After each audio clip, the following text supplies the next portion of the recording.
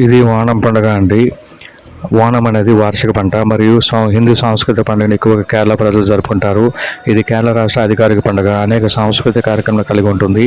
ఈ ఓణం అనేది విష్ణు వామన అవతారం మరియు మహాబలి చక్రవర్తి కథను స్మరించుకుంటుంది.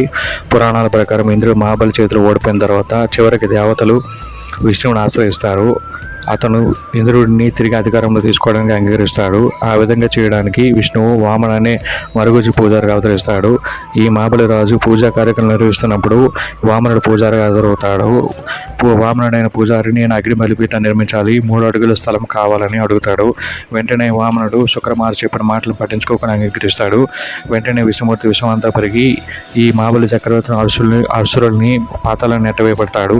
అయితే మహాబలి రాజు తన ప్రజలపై చూపిన ప్రేమను చూసిన వామనుడు ప్రతి సంవత్సరం తన రాజ్యం సందర్శించాలని రాజు యొక్క కోరికను అంగీకరిస్తాడు. మహాబలి యొక్క ఈ గృహప్రవేశం ప్రతి సంవత్సరం ఓణంగా జరుపుకుంటారు.